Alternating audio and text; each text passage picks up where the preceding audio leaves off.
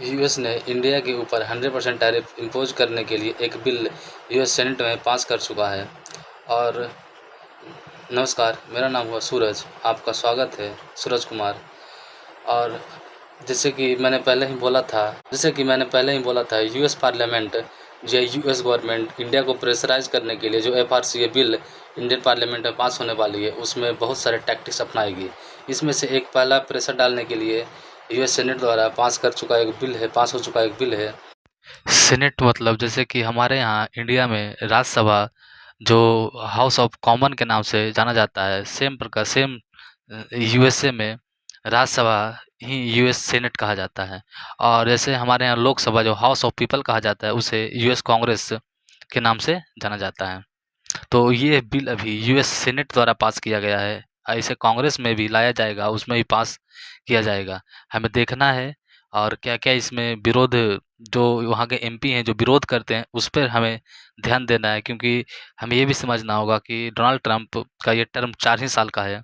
और तो आगे जो 4 साल बाद जो भी गवर्नमेंट आएगी, उनका इस पर विचार क्या होगा।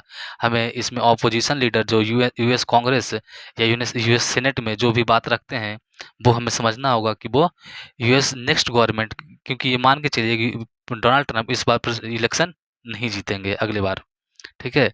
तो विचार हमें समझ में आ जाएगा कि नेक्स्ट गवर्नमेंट क्या चाह रही है, क्योंकि देखिए यूएस में जो लेजिस्लेचर है, ठीक है, वो फुल्ली डिफरेंट है एग्जीक्यूटिव से, ठीक है? इंडिया में लेजिस्लेचर और एग्जीक्यूटिव सेम अथॉरिटी है। जो एग्जीक्यूटिव जो लेजिस्लेचर में बिन जीतता है, वो एग्जीक्यूटिव के रूप में काम करता है, लेकिन यूएसए में टोटली डिफरेंट है, ठीक है? है बिल जो कि रशियन ऑयल परचेज पर 100% टैरिफ की बात करता है।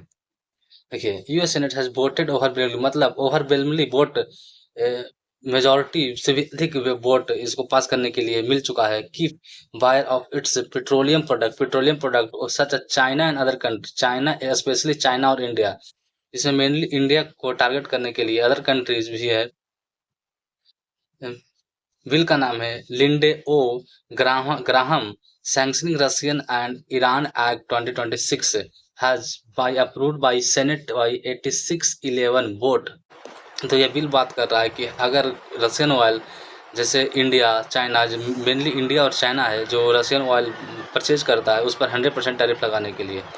जबकि यूएसए को समझना चाहिए, जो अभी करंट गवर्नमेंट यूएसए में डोनाल्ड ट्रंप की गवर्नमेंट है, जो कि अभी ईरान वॉर में उलझा हुआ है पूरी तरह से, और उसका मिसाइल का स्टॉक भी पाइल भी ख़त्म हो चुका है, और फिर भी ये इंडिया को प्रेशर करने के लिए लगा हुआ है, ठीक है?